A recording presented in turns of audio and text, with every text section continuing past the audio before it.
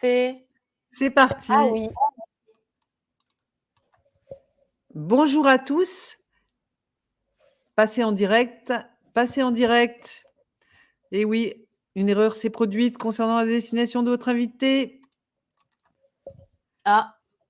Bon, c'est les aléas du direct, mais bonjour à Les tous. aléas du direct, on apprend, on connaît au fur et à mesure. C'est une petite erreur, Emmanuel, qui n'est pas trop grave, mais qui concerne plutôt toi, ta vidéo.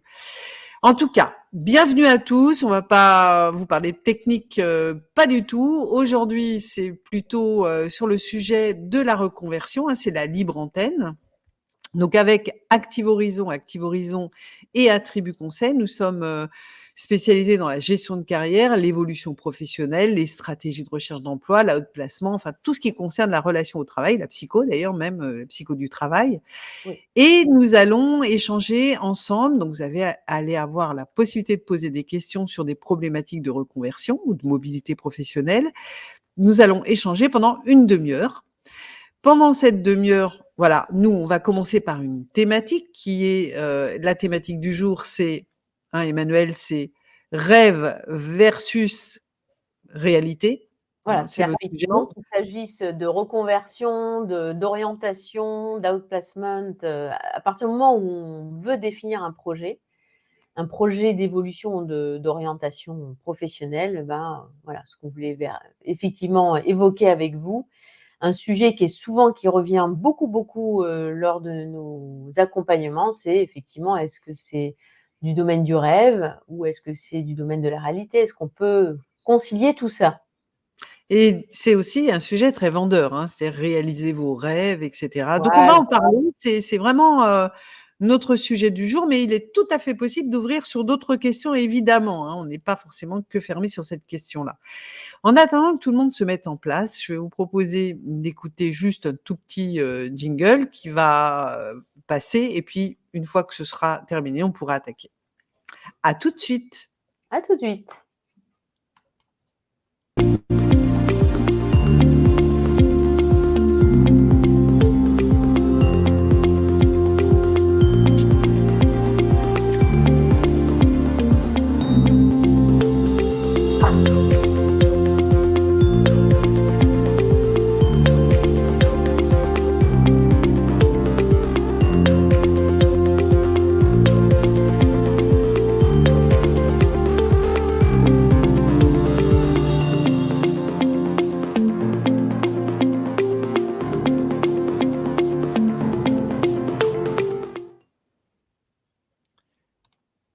Et ben voilà, on y va. On y va pour une demi-heure de questions, d'échanges et sur un sujet de la reconversion professionnelle avec Emmanuel et moi. Vous pouvez poser toutes vos questions sur le chat, n'hésitez surtout pas. Nous, on en a déjà un certain nombre Oui. qui sont arrivés, donc on va y répondre aussi. Mais en tout cas, notre sujet, c'est rêve versus réalité. Juste avant de démarrer sur cette thématique, je vais quand même vous signaler que tous ceux qui auront été présents aujourd'hui et qui voient défiler ce petit bandeau, effectivement, on vous offre 1 heure d'accompagnement à la suite de cette libre antenne. Vous pourrez nous contacter pour qu'on prenne un rendez-vous et qu'on vous offre cette heure de réflexion, d'échange qui parfois peut être très utile. Voilà, Emmanuel. Donc, ben voilà, rêve versus réalité. Qu'est-ce que t'en penses, Emmanuel? Est-ce que tu crois que toi, voilà, est-ce qu'on atteint ses rêves? Est-ce que dans la reconversion, c'est important de rêver? Enfin, voilà, c'est une Oui. grande question. C'est une très bonne question qui rejoint une des questions des auditeurs parce que vous verrez pas, vous, forcément, si vous assistez en direct, vous n'aurez pas forcément la visibilité sur les commentaires. Donc, mais en tout cas, ce que je peux dire, la question la plus récurrente, c'est: «Comment savoir si mon projet est possible?» Donc effectivement, ça rejoint un peu ta question, Daphné. Ça, c'est donc comment savoir si mon projet est possible? Effectivement, est-ce que le rêve, mais en fait, finalement, rêve et réalité ne sont pas forcément à dissocier. Je dirais que, alors là, je pense à une citation Daphné pour commencer et je sais que tu pourrais apporter, des choses très intéressantes dans ce dont on parlait tout à l'heure. C'est que Il y a une citation que je donne, qui est, «Un rêve sans étoile est un rêve oublié». Et moi, je dirais, un rêve sans élaboration de projet associé à une étude de marché, reste un doux rêve.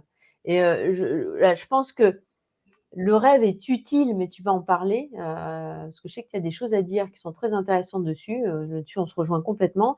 C'est que pour élaborer un projet qui soit réaliste et réalisable pour la personne ou souhaitable, de par les motivations, les valeurs et cetera, il faut quand même aborder la thématique du rêve. C'est-à-dire qu'à un moment donné, c'est qu'il y a un décalage. Aujourd'hui, si on veut, réfléchir à un projet d'évolution ou de réorientation ou en tout cas d'étudier, le sujet, c'est bien qu'il y a, des choses qui ne sont pas des motivations, des valeurs, du sens qui n'est pas honoré. Donc à un moment donné, comment on peut savoir et expliciter et définir quel rêve peut devenir réalité ou des portions de rêve, il faut bien l'évoquer, ce sujet du rêve. C'est à partir de là qu'on va élaborer un projet. Ouais, le rêve, c'est un outil, en fait, hein. C'est un outil de gestion de carrière, Ouais, c'est un outil de projet, en fait. À partir du moment où on visualise un rêve, on visualise une ambition, une vision, pour tout projet, hein, que ce soit un projet de création d'entreprise, un projet de gestion de carrière, de reconversion, de mobilité, pour ou voire même d'achat de maison ou je ne sais quoi. Enfin, il y a forcément une vision idéalisée, un rêve idéalisé, une ambition et c'est ce qui va nous permettre de jalonner à long terme, c'est-à-dire de poser ce jalon à plus long terme. Voici mon rêve, ma vision idéalisée, mon ambition. Donc idem pour l'entreprise, hein, on est d'accord. Et c'est un outil. C'est pas une fin en soi, et à la différence de ce que, on voit, comme publicité vendeuse. C'est-à-dire que là, ce qu'on voit, c'est, réaliser vos rêves. Oui, réaliser vos rêves, mais en fait, dans la gestion de projet, c'est plutôt un outil pour réaliser un projet réaliste. C'est ce qu'on oublie de dire dans les publicités, hein. C'est-à-dire qu'on oublie d'annoncer que ce n'est qu'un outil pour aller vers quelque chose de réaliste, réalisable. Donc c'est un outil qu'on projette loin, vision, ambition, je le projette et ça va me permettre de commencer à définir des critères, notamment de ce que j'aime dans cette vision et cette ambition, des critères c'est ce que tu disais tout à l'heure, c'est-à-dire aussi, des critères de motivation, de lieu, d'environnement, de style de travail, de forme de relation dans le travail. Enfin voilà, ça va donner des critères et ça va beaucoup nous aider dans la construction d'un projet, puisqu'on va du coup décomposer ce rêve et cette ambition. voilà. Quand Donc tu quand tu parlais de décomposer, excuse-moi, je te coupe Daphné, vas-y. c'est pour, juste étayer, ce que tu viens de dire, comme ça permet d'avoir de ressouligner quelque chose. C'est que dans le décomposer, c'est exactement ce que tu disais, il y a l'environnement. Qu'est-ce qui pourrait, être plus important pour moi ou qui me nourrit pas assez, pardon, aujourd'hui au niveau de mon environnement? Donc là, c'est important de travailler sur le contexte de vie professionnelle actuelle ou même familiale d'ailleurs, hein, ça peut jouer, ça peut rentrer en ligne de compte. Ensuite, c'est au niveau de mes activités, de mes compétences, de ce que je fais dans mes tâches ou de ce que je ne fais pas mais qui me fait vibrer. Donc est-ce qu'il y a des choses là aussi, toujours dans un principe de réalité, mais ça, il faut que je le redécompose. Ça fait une partie du rêve. Dans les autres aspects du rêve, c'est, quelles sont mes motivations, principales, mes valeurs, qui peuvent alimenter, en fait, une source de rêve et enfin le dernier niveau, je dirais que c'est la mission de vie. C'est-à-dire qu'il y a des personnes, il y en a pour qui ça va avoir aucune source d'inspiration, mais pour certains, ça peut être: «Tiens oui, pour moi, c'est important dans ma vie de contribuer à, voilà, quelque chose» et ça peut faire partie de cette décomposition du rêve. En fait, effectivement, c'est un ensemble d'outils. C'est un ensemble d'outils, il est complexe, hein, cet outil. C'est pour ça Oui, qu'on en parle aujourd'hui parce que, donc je me pose et je réfléchis à un rêve, à une vision idéalisée, à une ambition. Je l'écris. À la limite, vous pouvez l'écrire. Bah, pas à la limite, d'ailleurs, écrivez-la. C'est intéressant parce que du coup, on va y découvrir les critères de motivation. La forme, le lieu, son contenu, type de relation professionnelle. Enfin bref, on décrit une vision idéalisée et du coup, on a cette possibilité déjà de mettre cette vision idéalisée, cette ambition de côté, de manière à revenir sur un bilan de qui je suis aujourd'hui, à cet instant, et quel est mon chemin pour atteindre cette vision idéalisée. Donc ça veut dire redécomposer le chemin. Je l'ai placé, j'ai écrit ma vision idéalisée, je l'ai posée de côté. Maintenant, il s'agit de faire l'état des lieux de qui je suis aujourd'hui, de quoi j'ai besoin, et comme tu disais, bien sûr, de faire l'état des lieux, des motivations, des intérêts, des compétences, de sa formation, de ses contraintes, de tout ce package qui va me permettre de voir vers quoi je vais. Une fois que j'ai ça, je peux du coup développer d'autres pistes que cette vision idéalisée. On est d'accord, hein? Il n'y a rien de fermé.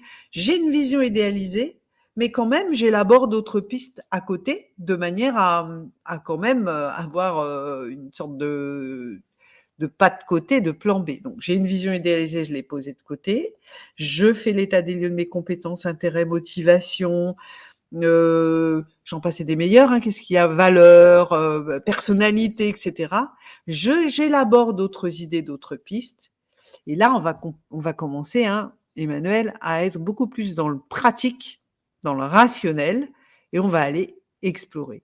C'est ça Voilà, qu'on c'est fait? exactement ça. C'est là où parfois, dans certaines élaborations de projets, on et dans ce qu'on peut fantasmer, aussi du bilan de compétences, bilan d'orientation, c'est qu'on reste quand même dans un principe de la réalité, de la personne. Voilà, c'est parce qu'elle est différente d'une personne à l'autre. Mais c'est quand même important parce que notre but, c'est quand même, en tant qu'accompagnateur en tout cas, c'est pas d'envoyer droit dans le mur la personne dans une direction qui va être complexe, de par sa systémique familiale, économique, budgétaire, à tous les niveaux. Donc en fait, à partir de là mais en même temps, le rêve est important, je reviens là-dessus, parce que c'est un moteur, sinon il y a plus d'énergie positive pour aller vers.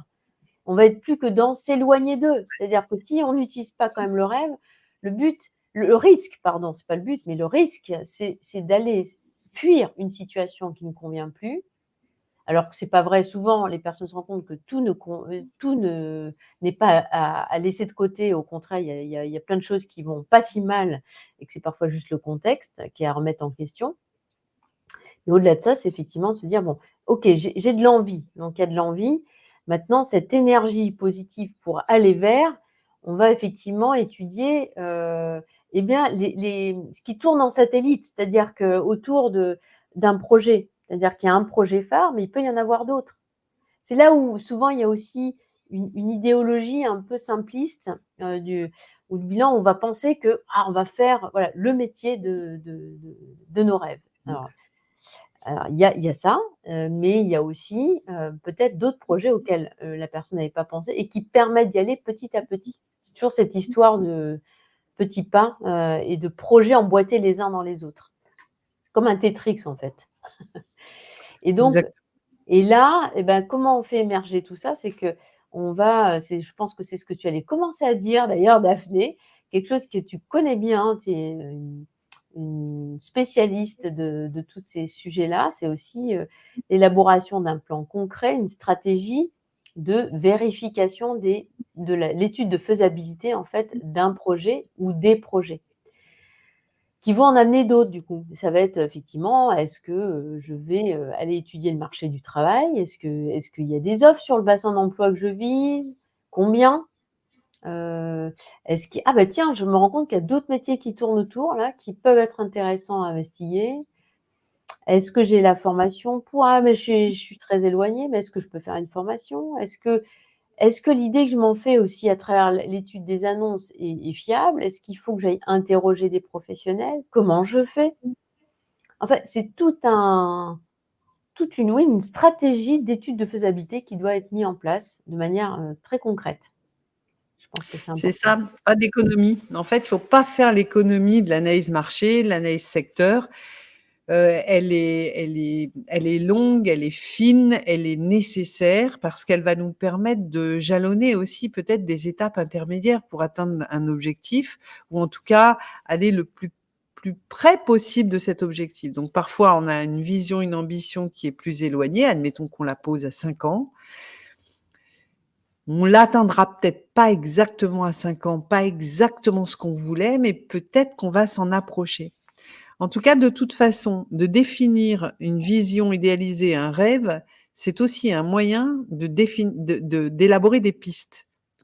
Parfois, on n'a pas de piste du tout, Emmanuel, on est d'accord, hein, tu rencontres, Oui, des personnes qui ont absolument aucune piste. Du fait de définir un rêve, ce qui est pas simple à faire, hein, quand même, hein. non. C'est pas un exercice simple, hein, de définir un rêve, en plus souvent il est possible aussi que certaines personnes disent: «Non mais moi je suis quelqu'un de réaliste, je rêve pas». Bah, non mais là, ça va être nécessaire, vision, ambition, vision idéalisée.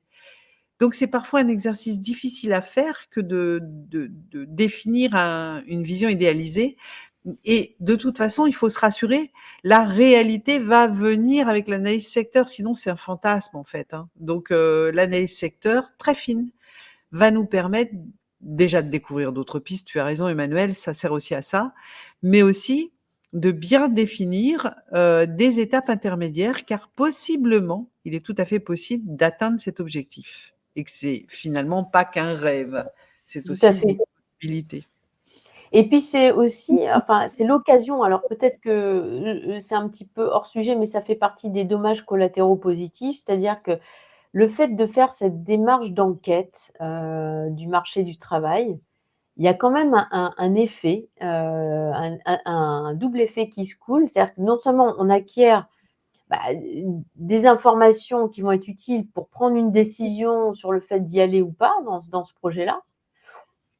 Ça ne veut pas dire Oui. que c'est définitif, encore une fois, mais c'est aussi d'apprendre à prendre sur soi, parce que c'est pas confortable d'aller vers les autres et de faire des enquêtes. Il y en a pour qui c'est très compliqué et ça peut se comprendre, peur de déranger, et puis quelque part, c'est d'y aller. Donc, ça commence à devenir un peu plus concret et parfois, ça fait du bien de continuer à rêver, comme on regarde une bonne série Netflix ou autre chose, ou un bon film. Voilà, et de se dire: «Bah, tiens, finalement, c'est sympa, mais de là à y aller, ouais, peut-être pas non plus». Voilà, donc finalement, c'est aussi d'apprendre à aller vers les autres. Enfin, c'est un peu comme si on était journaliste, en fait, de une sorte de journaliste amateur et qui va interviewer des personnes et quand on a peu de confiance en soi, on est un peu plus réservé, je trouve que c'est un bel apprentissage et un bel outil de développement, personnel, même si c'est pas l'objectif premier, je pense que ça fait partie aussi du cheminement. Alors c'est important parce que c'est plus sage quand même aussi que plutôt que de se dire: «Non mais c'est pas la peine que j'enquête, c'est pas la peine que j'analyse le secteur, j'y vais, je fonce, comme ça je connais pas les risques, j'analyse pas les risques et puis vaille que vaille, on verra bien si ça passe». C'est une forme possible, hein, et pour Ouais. certains ça fonctionne. On peut pas la rejeter complètement. Nous, bah, forcément, on va être un tout petit peu, en alerte en disant qu'effectivement c'est un risque que de ne pas analyser et de se dire: «C'est pas grave, je fonce, j'y arriverai, ça va passer. Ça va passer, vaille que vaille». Donc c'est dommage de perdre du temps. C'est important d'analyser le secteur et comme tu disais, effectivement, c'est pas simple à faire.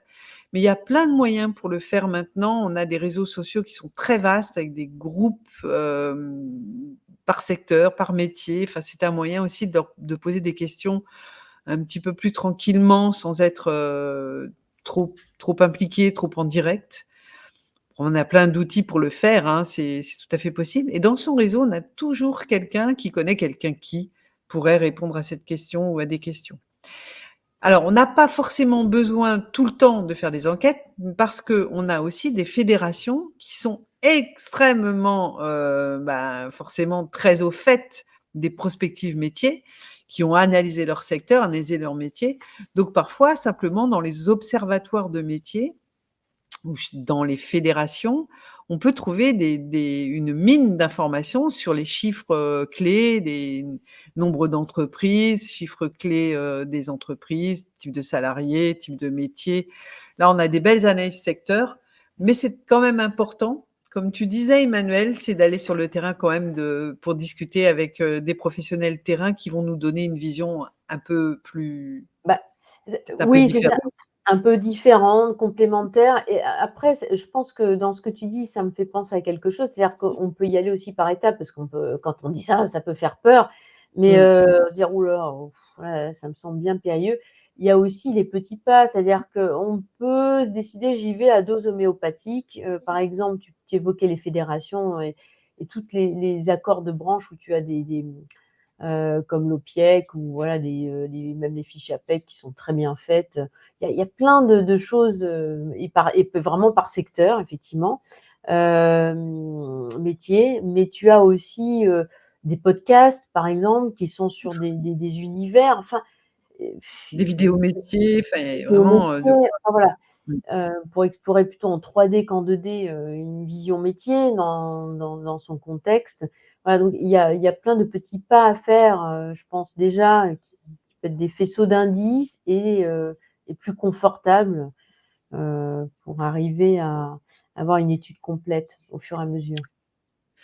En plus, c'est intéressant parce que quand on est plus proche de la réalité, donc par des enquêtes métiers, en fait, on se rend compte que les gens sont allés sur ces postes-là par des chemins très différents. Ce qui fait, en fait, ça nous permet d'avoir une cartographie des chemins possibles.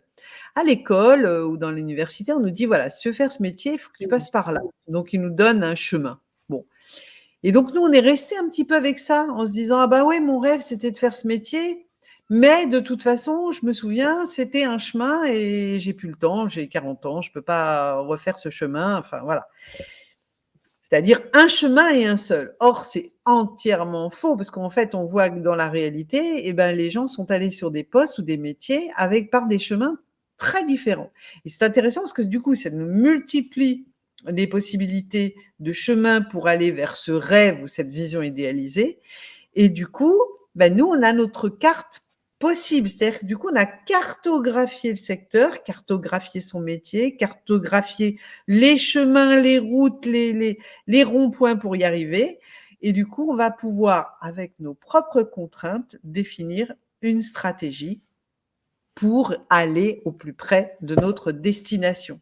C'est ça, en fait, hein, l'idée d'une analyse secteur, des enquêtes métiers, c'est de trouver des chemins un peu différents. Sinon, je vais sur Internet, je dis comment devenir telle chose, tel métier, et je m'aperçois que j'ai qu'un chemin, a priori, qu'on me propose sur Google. Hein. Exactement. C'est tout à fait ça. Hein. Ouais. Quand Là, on c'est pas du tout le cas. Hein.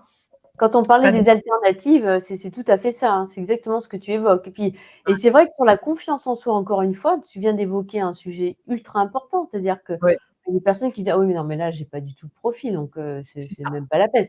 Bah, de toute façon, oui, mais on voit que quand on fait des enquêtes métiers ou quand on voit ça les profils, les parcours de certains, intéressants, mais qui viennent complètement d'ailleurs, hein, C'est et ça. et aussi peut-être, de se dire que tiens, d'interroger un professionnel. J'ai eu le cas d'une personne qui me dit: «Ouais, mais j'ai pas du tout le profil, j'ai pas la formation». Mais quand elle interrogeait un certain professionnel, qui en plus faisait du recrutement dans le secteur, il disait: «Ah non, mais moi, votre profil, si vous faites tel certificat de formation, ça me suffit. Par rapport à déjà, vous avez des compétences transverses comme la gestion de projet, de la coordination, ça m'intéresse. Après, évidemment, la partie métier, les fondamentaux, mais ça, vous avez un certificat ou un diplôme, je dis n'importe quoi, c'était un diplôme universitaire qui dure, 6 mois de temps, qui peut largement suffire». Donc c'est intéressant aussi, ça permet parfois de se dire: «Tiens, bon là c'est possible» ou alors c'est pas possible. Mais Alors, moi, je trouve que ce moment-là, là, il est primordial parce qu'en fait, il va nous casser un peu le moral. C'est-à-dire que forcément, oui, c'est une ouais, descente. Évidemment, je rêve, j'ai une vision, j'ai une ambition, c'est trop bien, hein, c'est parfait, je suis contente, j'ai mon petit rêve et tout, j'aimerais bien faire ça. Quand on commence à faire de l'analyse secteur, bah là, voilà, on commence à être un tout petit peu plus, ça pèse un peu sur les épaules quelquefois, parce que justement, on s'arrête. C'est-à-dire qu'on va regarder une information qui va nous dire non, tu veux faire ça? Oh, il te faut tel diplôme et passer par ce chemin obligatoire. Sinon, tu n'y arriveras pas. Bah, sauf que comme c'est faux, mais qu'on ne le sait pas forcément, qu'on est habitué, nous, à avoir des cursus classiques, en tout cas qu'on nous présente des cursus classiques, bah, du coup, on abandonne. On se dit, bah non, bah, c'est pas pour moi. Et c'est dommage parce qu'on s'arrête un peu trop tôt. En tout cas, c'est l'expérience que j'en ai. C'est-à-dire qu'on s'arrête souvent un peu trop tôt dans son analyse secteur. C'est-à-dire que dès qu'on a une information qui vient nourrir le fait qu'on sait qu'on ne pourra pas y accéder, du coup, hop, j'arrête. C'est pas la peine de continuer. De toute façon, il me faut ce diplôme. Pas la peine de continuer parce que de toute façon, il faut cet âge-là.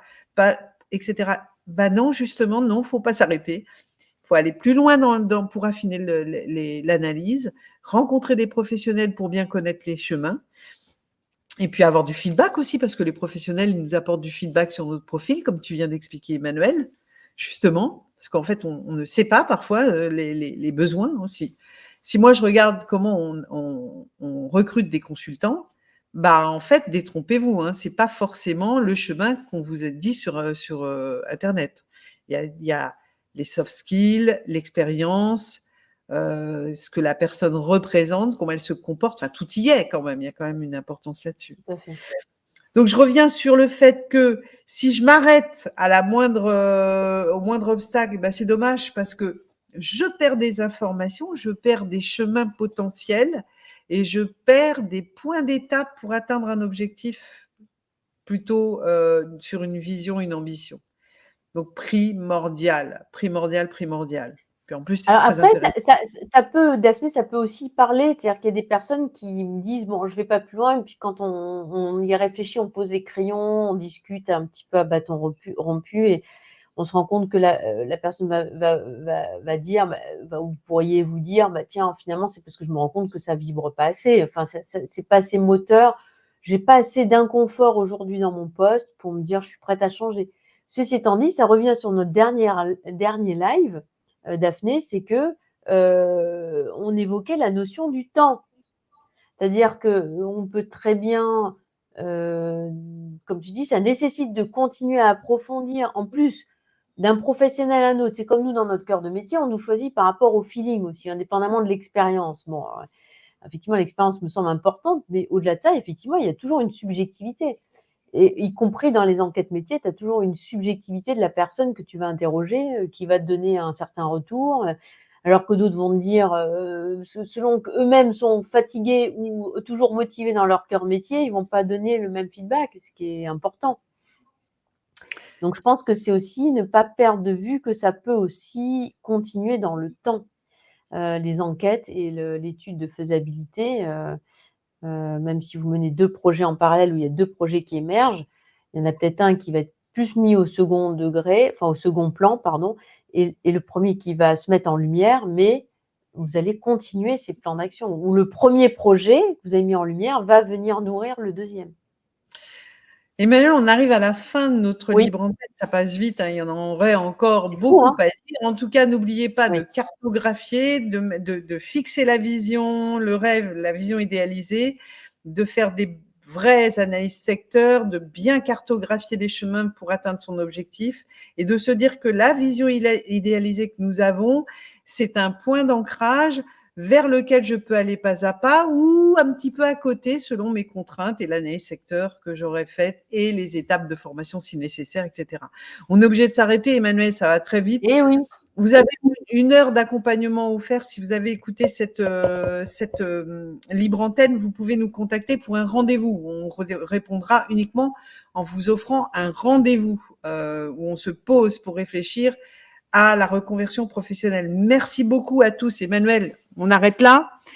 Eh ben oui. Nous, on pourrait parler pendant des heures, mais c'est Ah important. oui, Voilà. Après, ça peut se continuer en individuel et on ça a peut se d'autres, faire. c'est ça. Et Et je on a précise, d'autres libres antennes. ça peut être, voilà, exactement. Donc, on refaire à nouveau. Maintenant, ça va être, je crois que les Septembre, prochaines dates, septembre, septembre. septembre. Ouais. Mais donc, voilà, à chaque fois des libres antennes. Et si vous avez besoin, donc cette heure de rendez-vous dont tu parlais, Daphné, ça peut se faire soit en présentiel, mais ça, c'est sur nos bassins d'emploi, ou bien en visio. Voilà. En tout cas, merci beaucoup. Merci Merci pour à vous. pour les questions que vous aviez posées et puis aussi merci à vous et puis, bonne réussite à tous. À très bientôt. Merci Emmanuel, on y va. Gardez le On cap ferme. et un bel été à tous. Bel été à tous, oui. Au revoir. Au revoir.